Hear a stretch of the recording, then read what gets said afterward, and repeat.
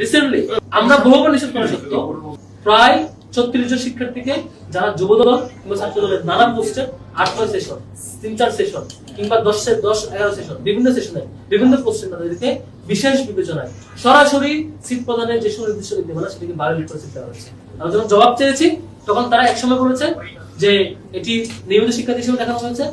যখন আমরা সেই নীতিমালা প্রিন্ট করে দেখিয়েছি এটা নীতিমালা লঙ্ঘন, তখন বলছে বিশেষ বিবেচনা।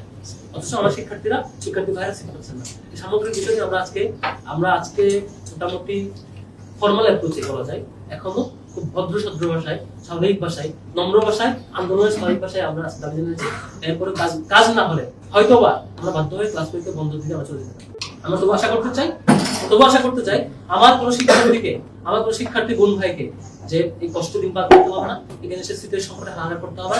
এখন আপনি ঢাকা বিশ্ববিদ্যালয়ে খোঁজ দেন 1000-এর বেশি শিক্ষার্থী বিভিন্ন হলে পাবেন নিশ্চিতভাবে, যারা হল ছেড়ে দেওয়ার কথা, যারা সিটের জন্য রিজেক্ট দিয়েছে।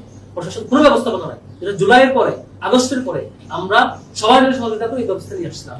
এখন নতুন প্রশাসন চাইলেই পারে, সেই প্রশাসনের আমরা দেখছি প্রপোজদের অর্ধেক সংখ্যক প্রায় 90% প্রপোজ নির্দিষ্ট একটা দল 95% প্রপোজ নির্দিষ্ট একটা দল গ্রহণ করে, প্রায় মোর দেন 95% ডিন এবং বিভিন্ন ফ্যাকাল্টি দায়িত্ব করা নির্দিষ্ট একটা দল গ্রহণ করে।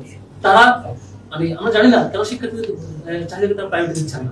আমরা এরপর চাই আজকের এই যে আন্দোলন যেটা দাবি জানানো, এটার প্রেক্ষিতে আগামী নির্ধারিত সময়ের মধ্যে ম্যাম যেটি বলেছেন প্রভিসি অ্যাডমিন ম্যাম, যে রেজিস্টার বিল্ডিং এটা তাদের অ্যাটেন্ডেন্স সিস্টেমটা ডিজিটাল সিস্টেমে চলে আসবে খুব দ্রুত, কিছু সময় লাগবে বলেছেন। আমরা আশা করছি সেটি বাস্তবায়িত হবে।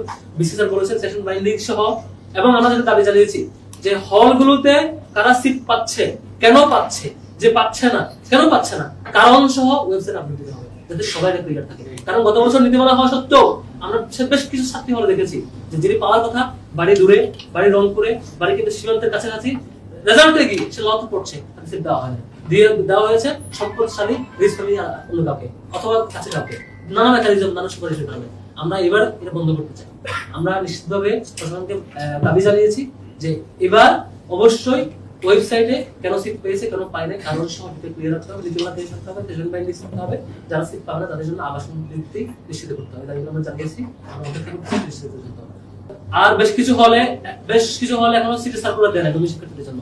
আমরা বলেছি আজকের মধ্যে অবশ্যই প্রত্যেকটা হলে সিটের যে সার্কুলার সেটি দেওয়া, এবং আজকের মধ্যে কারা সিট পাবে, সিট যেসব সিট ফাঁকা হবে এই ব্যাপারে সার্ভে প্রত্যেকটা রুমের মধ্যে টিচার পাঠিয়ে সেটা আজকের মধ্যে শুরু করা লাগবে। স্যার বলেছেন আজকের মধ্যে সেটি করবেন। আমরা আশা করতে চাই সেটা নিশ্চিত তারা করবেন।